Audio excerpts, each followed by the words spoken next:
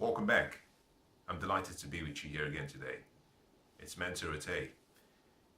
If you were to walk down the streets of London and you were to randomly stop a number of people and ask them the question, what would you love to spend your life or time doing?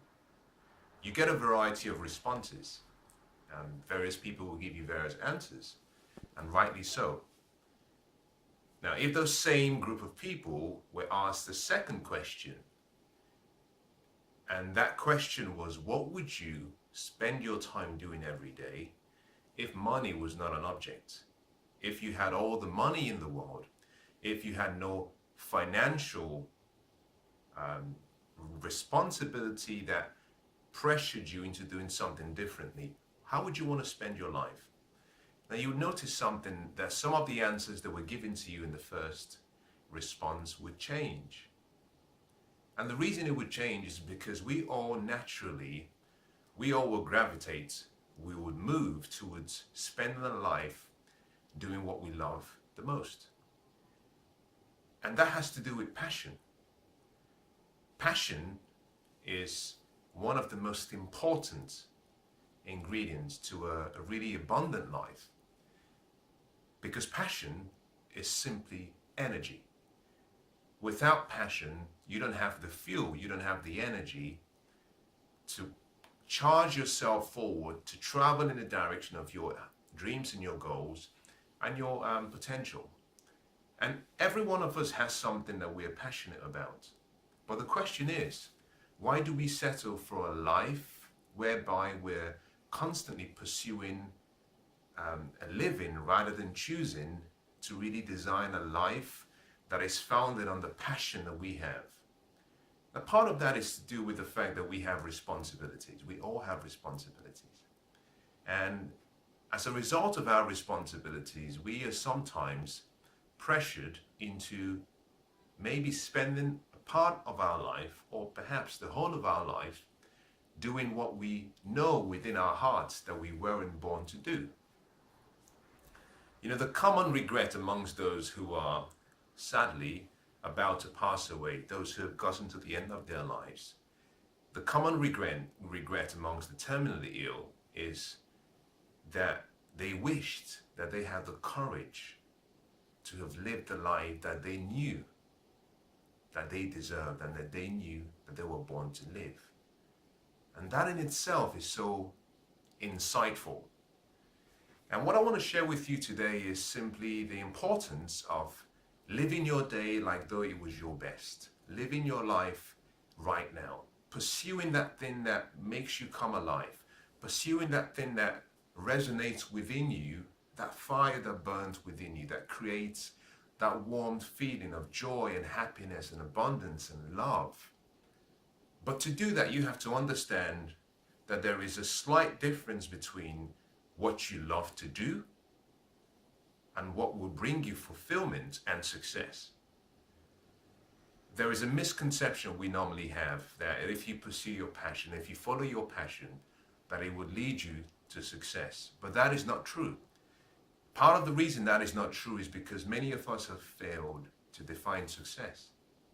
And so we're running a race based on other people's standards.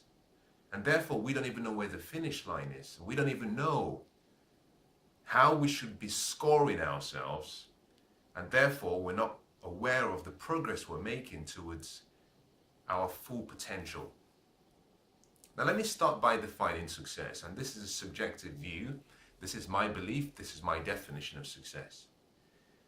Success, in my view, is the joy that comes from the progressive realization or pursuit of a desired outcome, a desired goal, or a dream.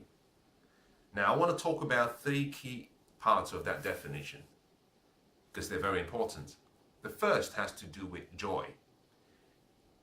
Success, I said, is the joy. So the first thing is joy. If you're doing something that doesn't bring you joy, that doesn't create joy in you, then you've missed one of the most important ingredients for success.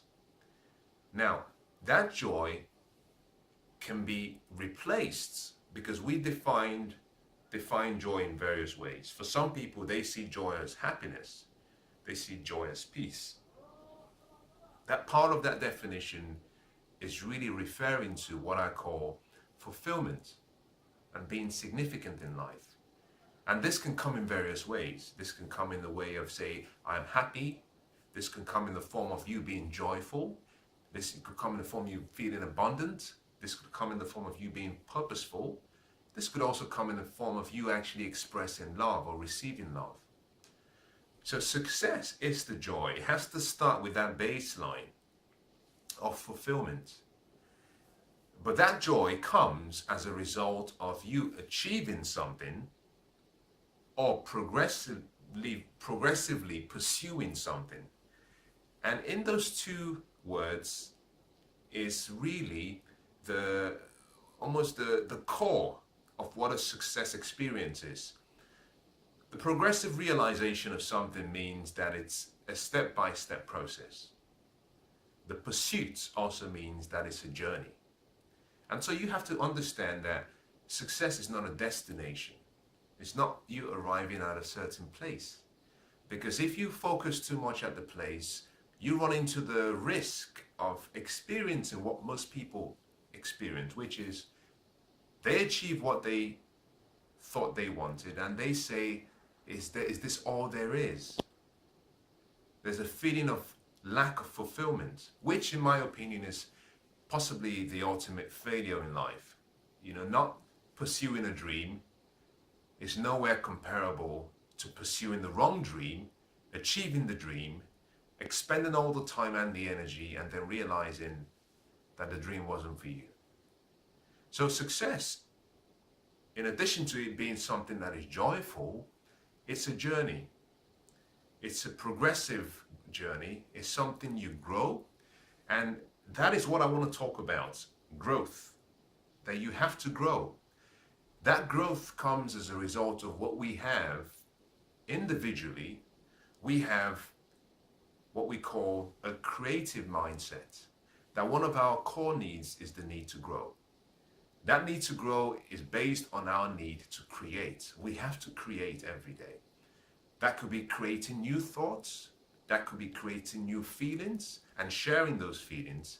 That could be producing new things. That could be bringing to life what we've created in our mind. So we have to grow every day. We have to feel that we're getting better, and that is important for success. And then the final part of that definition has to do with it being a desired goal, dream, or outcome. Is you have to have an idea about the destination, but it has to be one that you've chosen for yourself. Now, combined together with what we've dealt with here, three key parts of the success equation. The first has to do with fulfillment, joy. The second has to do with you growing, which has to do with productivity, achievement, progress. And the final part has to do with you reaching a destination. Combined together, it's what I call a lifestyle, is what you do. So fulfillment, growth, and lifestyle combined together form the equation of success. Now, how does this relate to passion?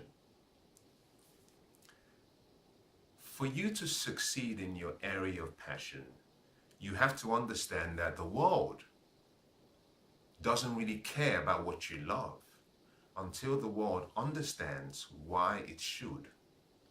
And I'll say that again.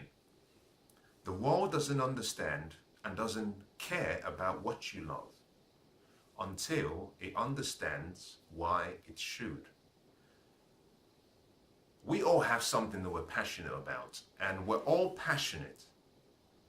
Irrespective of who you are, you have a passion, because passion is simply energy. And we all have energy within us. That energy cannot be created or destroyed. It comes with us. That energy is ignited, is rediscovered, but it's not something you go externally to find. And one of the first things I like to say is this: you have to come to the realization that you cannot find something outside that is already within you. Many people are trying to find their passion. A lot of people are trying to find their love. A lot of people are trying to find joy and happiness and peace. But how can you find something that is already in you? You were engineered with love in you. You were engineered with success in you. You were engineered with passion in you. And therefore, all you have to do is go within and rekindle that passion. And passion comes in various forms. But the core essence is that passion is energy. And if you understand how energy functions and how it works, then you understand very easily how to activate your passion. Because energy cannot be created, it cannot be destroyed, but it can change from one form to another. And I'll talk about that very shortly. There are two forms and sources of passion. Very important. There are two sources of passion. The first is purpose. The second is pleasure. Two different forms and sources of passion. Why am I explaining this? The reason I'm explaining the differences in the source of passion is because both sources of passion produce a different outcome in your life. Very different outcome. If your passion is linked to a purpose, then it means it's linked to a burning desire, it's linked to a mission, it's linked to a goal, it's linked to a reason. That reason goes beyond you because individually we're all born, we're all birthed, we're all here for a reason. We all have a purpose. That purpose is connected to something we're here on earth to do. We've been given this great opportunity to go through the journey of life, to experience life, to live it abundantly. But as part of that journey, there is something we're meant to do.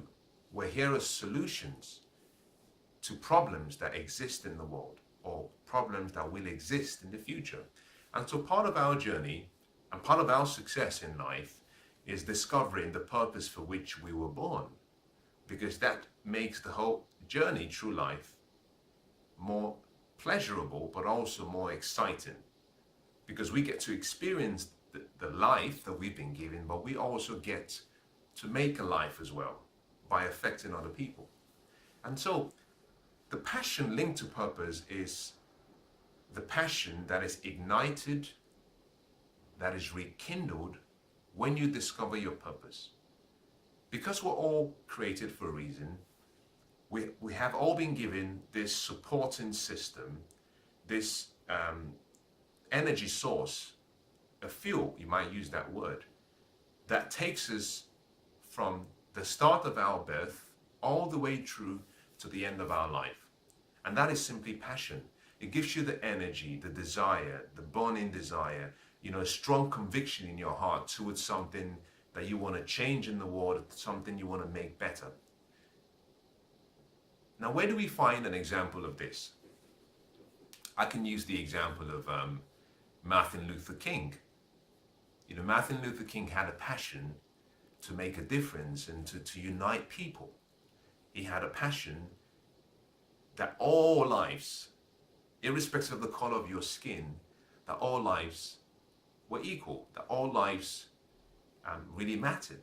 And that passion came from his purpose in life. We look forward and say, who else can we see? Who else can we find? We know of Nelson Mandela. And he lived a life where he sacrificed 27 years of his life because of a purpose that he knew he was born for. But the reason he was able to endure that pain and endure all that hardship, the reason he was able to sacrifice his life for the good of the people of South Africa was because he understood what his purpose was. And that gave him the energy, that gave him the stamina, that gave him the courage. That was founded on a passion supported by a purpose. We think about Mother Teresa, for example, who was a very loving woman, incredibly loving. She had a passion for people, a love for people, a love that had no equal. But it wasn't necessarily the fact that she liked to help. It was that she had a purpose. Her purpose in life was what led her to discovering her passion. And that passion was so strong that she was able to share that experience with the rest of the world. So on that basis, this is what you have to understand. We all have passion within us. If you discover your purpose, you'll discover your passion for life. It's really that simple. Discover your purpose, you will discover your passion. Having said that, it's important to understand that there is another part of passion and another means, another source of passion. Because each and every one of us, we have what I call a dual nature. There is a spiritual side to us, but there is also a human side to us. Together, both come together to enjoy this journey through life. It is my personal belief that we are not just human beings that have spiritual experiences every now and then. I believe that we are spiritual beings, that we are spiritual beings at the core, but we're having a human journey, a human experience. And so for our passion to be complete, it has to be a combination of the passion connected to our true nature, which is our purpose, but also a passion connected to our physical nature, which is also passion, which is pleasure. So pleasure-driven passion is simply the passion that comes from something that you enjoy doing. This could be something that you have a level of love for based on how it makes you feel. It's not connected to a purpose, particularly on the basis of helping other people. It's more connected towards what you enjoy doing, something that makes you happy. This could be perhaps you like to skydive. This could also be you like to play a musical instrument. That's a passion you have. This could be you love horses. This could be you love animals. You know, it could be anything. It could be you love technology. You have a particular level of love for maybe a musical genre. It could be anything. But the point is that your pleasure-driven passion is dictated by a feeling you have. It's all about you. It's all about how it makes you feel. And that is the reason why I use pleasure-driven, because it's based on how you feel. Now, pleasure-driven purpose can also lead you to success. But for that to happen, then what you love to do must be also, it must also provide a solution to a problem that exists in the world. You know, we know about entrepreneurs. This is where we tend to see passion, exhibited in most cases.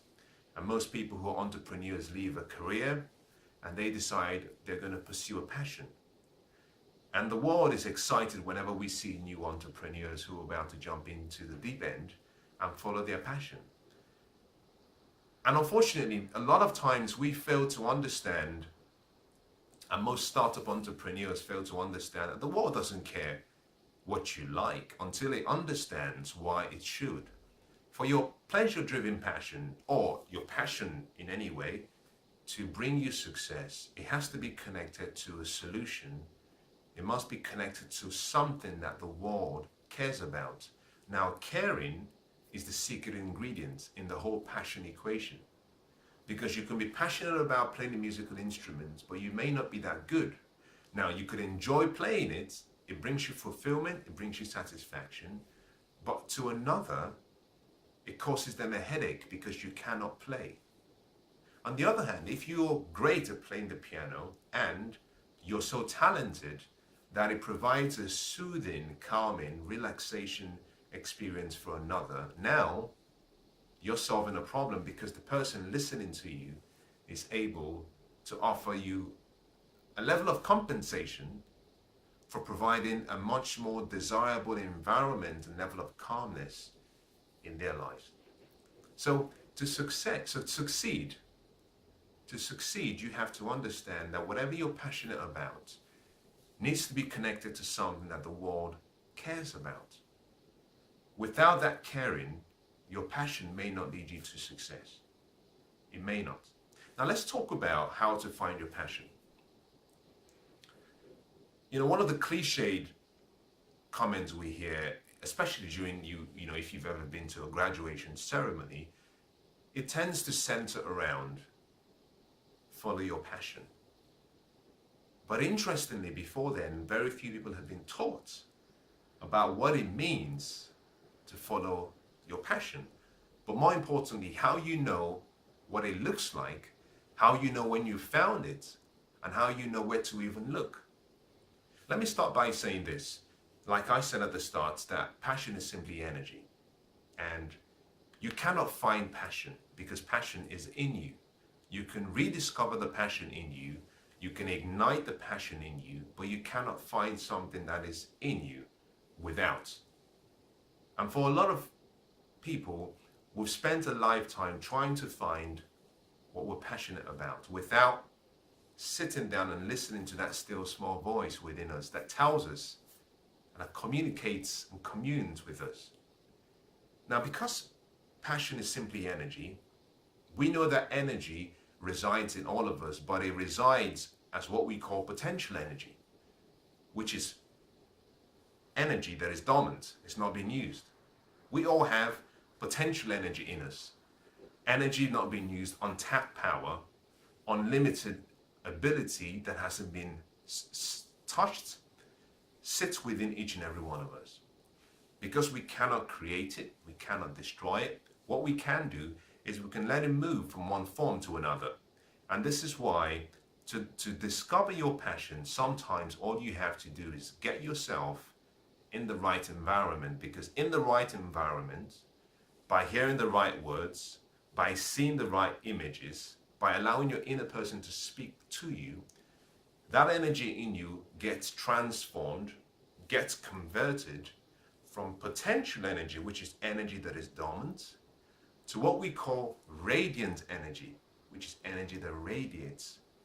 If you think about a few people, such as Steve Jobs, you know, Oprah Winfrey, these are people who, when you hear their names, there's a picture that comes to your mind because you can see their radiance, the radiance they have, and they have is seen across the whole world. And that is simply because the potential energy within them has been converted to radiant energy. And it's that radiant energy that the world can see. It's very similar to being in a city that has just had a complete blackout. And perhaps in the middle of the night, there's a complete blackout, but you can see one building that has electricity. And that building is glowing. And that is the reason why most people are attracted to a particular individual, because your passion can radiate so much that the world starts to see your passion glow. Like a lighthouse, people are attracted to your passion. They are attracted to that light. But your passion cannot just stop with radiance, because your passion has to be based on what can make a difference in the world. So you have to find a way to also convert that energy that is radiating to energy of action, which we call kinetic energy. And so passion is simply discovered by allowing the potential you have in you to be converted, or to allowing the potential that lies in you to move. Through the movement, you get to see the radiance in you, but you also get to see what you can produce. The kinetic form of energy comes as a result of something you do. What you do produces value, produces a value towards a problem you solve. And it's that product that the world celebrates. So most people who you see who are passionate have taken themselves from a place where it's not just about an internal pleasurable feeling. They've taken it beyond that. They're radiating now with that passion. The world can see that passion. But in addition to that, they've transformed that to kinetic energy, and it's now producing a solution to a problem. And the world is happy to compensate them for the problem, because now the world understands that they care. Caring, like I said, is extremely important in the passion equation. There are 4 ways I want to share with you on how you can find your passion. If you are still in the, you know, the foot of the road where you're feeling, I don't know where to start. I've tried, I've searched, I'm about to give up. I'm tired of looking for it. Let me reassure you that sometimes it's not that the passion doesn't exist. It's not that what you want is eluding you. It's simply that you haven't created the environment for that thing that you want to come to you, because success is not something that you pursue. Whatever you pursue eludes you. Success is something that you attract, something that you ensue. If you've ever been to the jungle and you've ever observed a hunter hunting, a wild animal, some of the wild animals know when they're being hunted. And no one that is being hunted likes to be hunted. So they run. The more you pursue something, the more it runs away from you. But if you want to catch whatever you're trying to get, you have to see yourself rather than a hunter, you have to see yourself like a fisherman, where you put a bait and you just sit there quietly. And the fishes will come around and play around with the baits, and then you can slowly pull them in. You don't chase, you attract. You attract the fishes using a bait. And that's the same way that your passion is developed and discovered. People are attracted to you. Now, the first way to discover your passion is through your curiosity. You have to have a mindset of someone who is curious about life. I love what Albert Einstein said. He said, I have no deep talent or skills. I'm just passionately curious. A really, really fascinating way of looking at life. Children are great examples of curiosity. If you had a child around you, in a few minutes, they may have asked you about 1,000 questions, because they always want to know. They're always thinking about something creative. They're always thinking about something fascinating. And they see life with this view of it being an adventure. They don't take it too seriously. If you can hold on to that mindset like a child and start to see things from a different perspective, where you stop looking for your passion and you just simply say, let me just follow my curiosity. Let me just see where this leads me. What that helps you do is it helps you go down a path of elimination, where the more you try new things with an open mind, with no attachment to a particular philosophy, in most cases without any expectation, because in so many ways, our expectations stop the blessing from coming to us. We have expectations and accumulations, an attitude of wanting to accumulate more, and as a result of that, it stops us from being grateful, but not just that, it stops us from experiencing the blessing. And so you've got to let go of that expectation and just have a curious mind and be open to everything that comes your way. By doing that, you create the environment mentally, emotionally, spiritually, and physically, whereby you can start to see things that you couldn't see before, because you're not attached. You're not attached to any particular set of values or beliefs. Curiosity will lead you to your passion in most cases much quicker than you think. To do this, just allow yourself to be open-minded. Whenever things happen, wear the mindset of a child and just ask questions. I find one of the most important ways to discover your passion is just to ask questions. We know about Steve Jobs and how much he changed the world with his passion, but also his vision.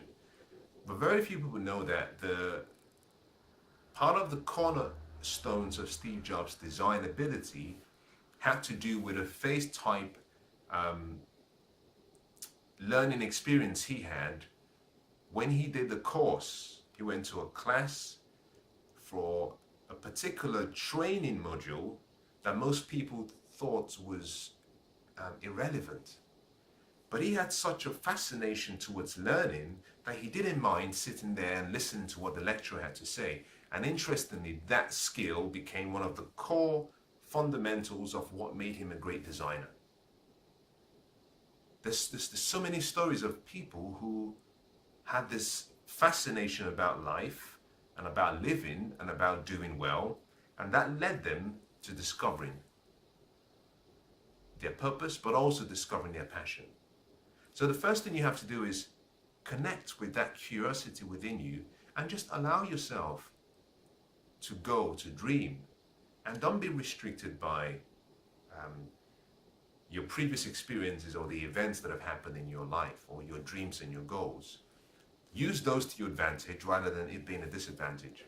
The second way of discovering your passion is simply to tune into the anger within you. What is passion? Passion is just energy.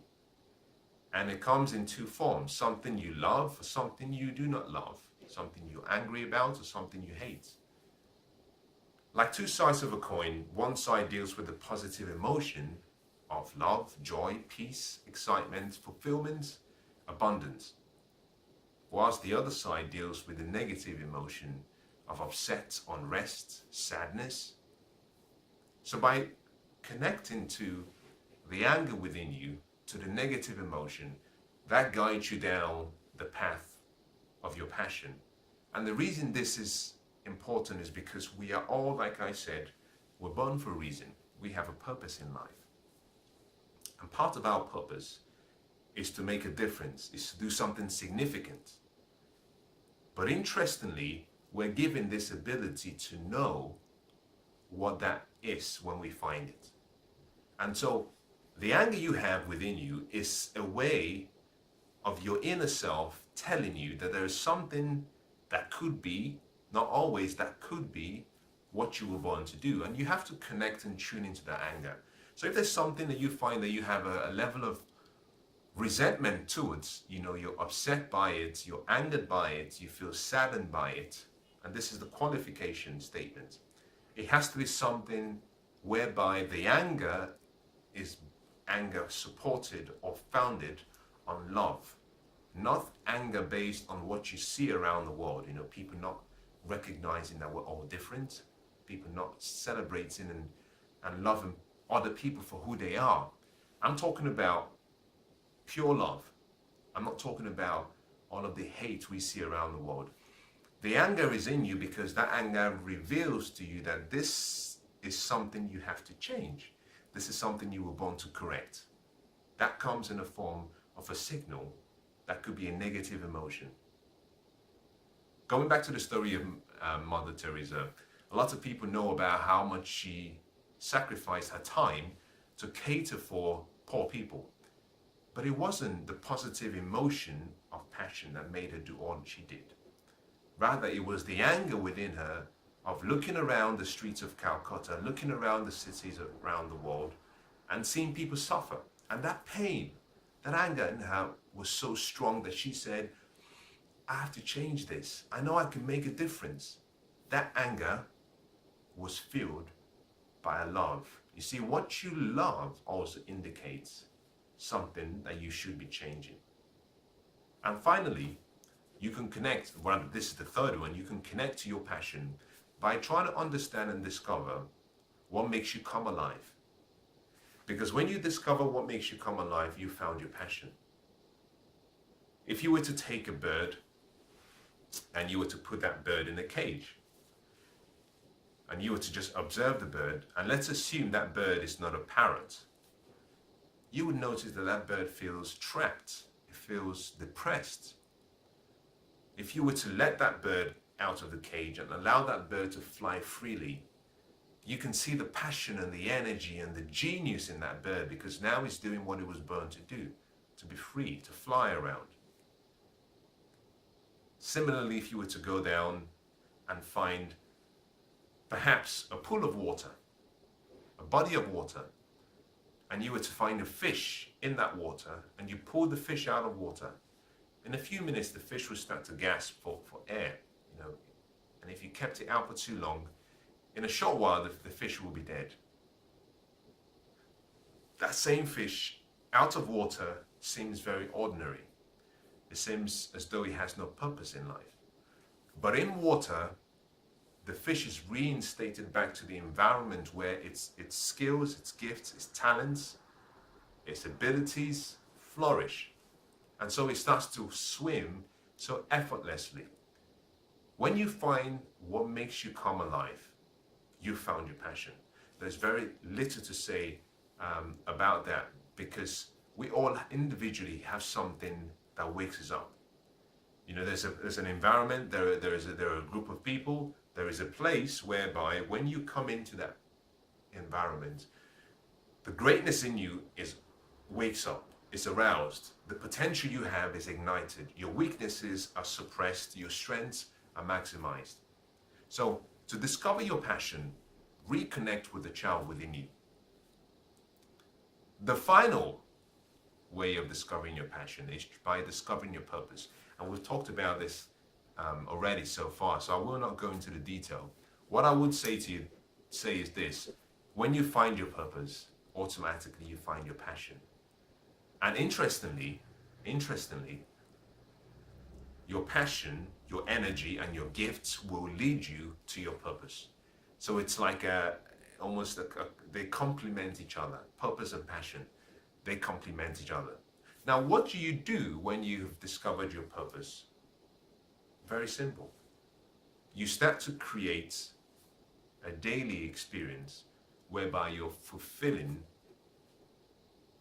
that personal desire, you're fulfilling that personal itch.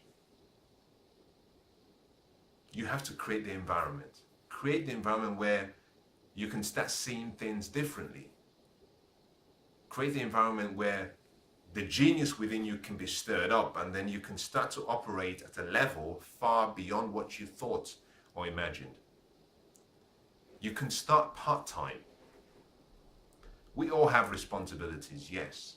You know, some of us have full-time jobs, and so we say we cannot let go of our full-time job in pursuit of our passion. And I understand that.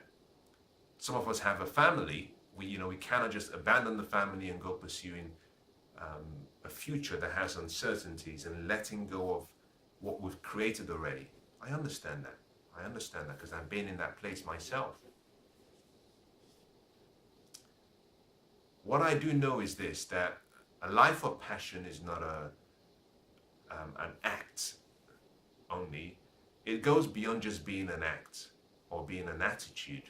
It transcends from starting from an attitude. It becomes an act, then it develops into being a habit before it becomes a lifestyle. And the reason I explain this is simply, even if you have a full-time job, it's important you still live passionately, and that might simply mean you wake up half an hour early every day and invest that first half hour in your true passion before you go into work.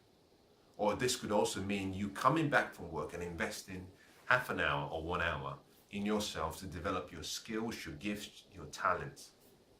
By getting into the lifestyle of having a daily ritual, a daily habit, where you're experiencing and you're expressing your form of art form, which is passion, until you get through that process and condition yourself to live in that state, there's a possibility that whatever you have and whatever you might call your passion is not allowed to express itself.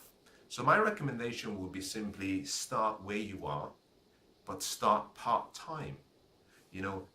Start early in the morning or start late in the evening, but find the time to allow that passion in you to start to multiply.